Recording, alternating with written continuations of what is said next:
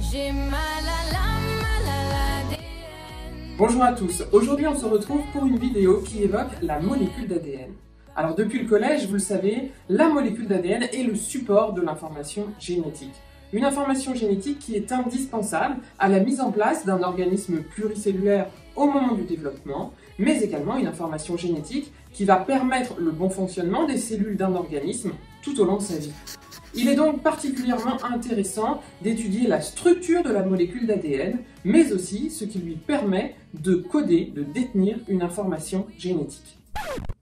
Bien que des recherches soient en cours pour tenter de visualiser les molécules à l'aide d'outils sophistiqués, il est pour l'instant impossible d'obtenir une image de la molécule d'ADN.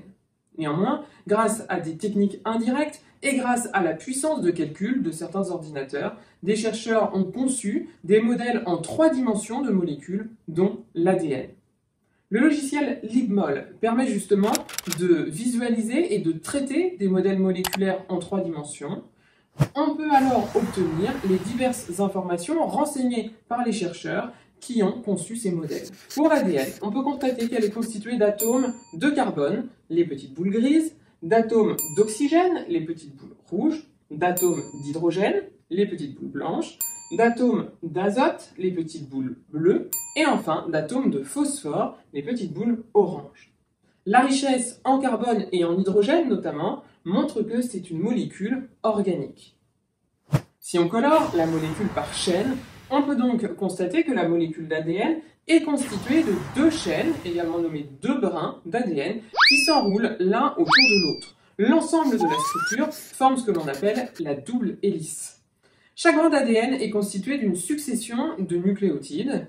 Si on colore les différents nucléotides avec des couleurs différentes, on peut constater qu'il y a 4 nucléotides différents. Le nucléotide A qui apparaît ici en orange, le nucléotide T qui apparaît ici en bleu, le nucléotide C qui apparaît ici en jaune et le nucléotide G qui apparaît ici en vert. Un nucléotide est toujours constitué de 3 grandes parties. On va retrouver le groupement phosphate qui va contenir un atome de phosphore apparaissant ici en orange.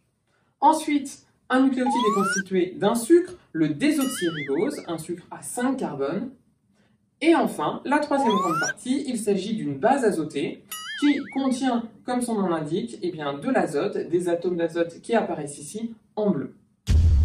ADN signifie d'ailleurs acide désoxyribonucléique, puisque c'est une molécule qui est constituée donc d'un sucre, le désoxyribose, donc le D de ADN, fait référence au sucre qui constitue les nucléotides. Intéressons-nous à présent à 4 nucléotides différents. Regardez, quel que soit le nucléotide, le groupement phosphate est identique. Le sucre est toujours le même, il s'agit du désoxyribose. Seule change la base azotée en fonction des différents nucléotides. On va retrouver 4 bases azotées différentes, l'adénine, la thymine, la cytosine et la guanine.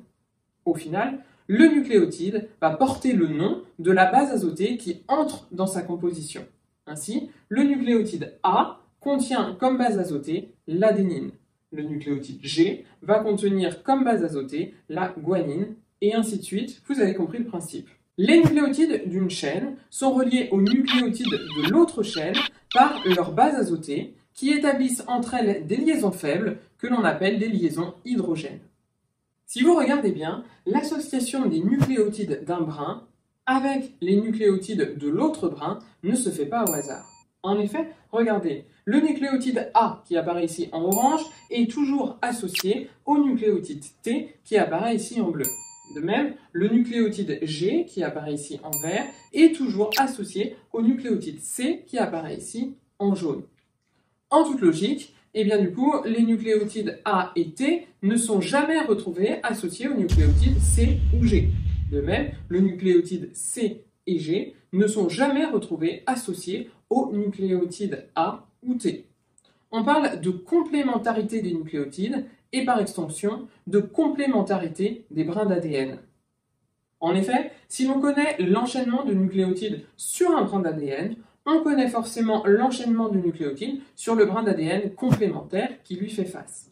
Par exemple, si nous avons les nucléotides A, T, T, C, C, A, G, A, T sur un brin, on sait que sur le brin qui lui fait face, on retrouvera l'enchaînement T, A, G, G, T, C, T, A, puisque A est toujours en face de T et C est toujours en face de G.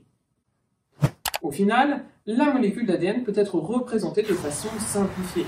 L'enchaînement des sucres et des phosphates peut être remplacé par deux rubans qui s'enroulent l'un autour de l'autre, formant la double hélice. Et ensuite, les bases azotées des nucléotides d'un brin, sous forme de petites barres, qui font face aux bases azotées des nucléotides de l'autre brin, elles aussi représentées par des petites barres. On peut même représenter la molécule d'ADN de façon encore plus simplifiée par une succession des 4 lettres A, T, C et G. Puisque les sucres et les phosphates sont les mêmes quels que soient les nucléotides, on représente ceux qui varient, à savoir les bases azotées. On représente une succession de lettres que pour un seul brin, puisque par complémentarité, on peut en déduire l'enchaînement de nucléotides de l'autre brin. Maintenant que la structure de la molécule d'ADN n'a plus de mystère pour vous, intéressons-nous au langage codé de l'ADN.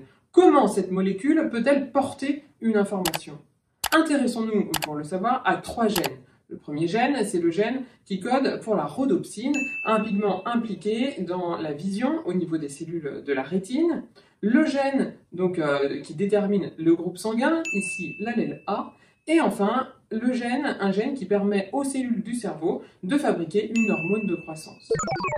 Tout d'abord, on constate que la longueur des gènes, c'est-à-dire le nombre de nucléotides qui le composent, n'est pas le même en fonction du gène. Certains gènes sont plus longs, d'autres sont plus courts. Par ailleurs, on constate que l'enchaînement des nucléotides n'est pas du tout le même en fonction des gènes. C'est bien l'ordre des nucléotides, c'est-à-dire la séquence précise d'enchaînement des nucléotides, qui porte l'information génétique. À présent, synthétisons ce que nous venons de voir en construisant un schéma bilan de la molécule d'ADN. On peut représenter l'ADN comme une échelle. Les montants de l'échelle sont une succession de groupements phosphates et de sucres, le désoxyribose. Les barreaux de l'échelle sont constitués de paires de bases avec des bases complémentaires. La base purique A est toujours associée à la base pyrimidique T et la base purique G est toujours associée à la base pyrimidique C. Les bases azotées sont reliées entre elles au sein d'une paire par des liaisons hydrogènes. Les bases azotées sont reliées au sein du nucléotide au niveau du sucre, le désoxyribose, par une liaison covalente.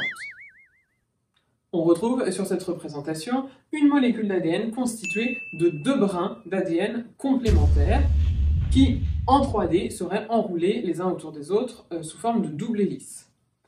Nos brins d'ADN sont constitués d'un enchaînement de nucléotides, un nucléotide étant constitué d'un groupement phosphate, d'un sucre, le désoxyribose, et d'une base azotée, adénine, cytosine, guanine ou thymine. Les bases azotées étant complémentaires, les nucléotides sont eux aussi complémentaires. Le nucléotide A est complémentaire du nucléotide T, de même C avec G. En fonction des gènes, c'est-à-dire en fonction de l'emplacement le long de la molécule d'ADN, on s'aperçoit que la succession des nucléotides n'est pas la même. En effet, c'est cette séquence, c'est-à-dire la succession des nucléotides le long de la molécule d'ADN, qui constitue l'information génétique. Cette information génétique est indispensable pour que les cellules se spécialisent. En effet, au sein d'un organisme pluricellulaire, toutes les cellules n'ont pas la même forme ni les mêmes fonctions. Alors, comment les cellules se spécialisent-elles? C'est ce que vous allez découvrir en prenant connaissance des documents de l'activité 5 et en réalisant le QCM associé que vous retrouverez sur École Directe. Alors, bon courage à tous et à très bientôt.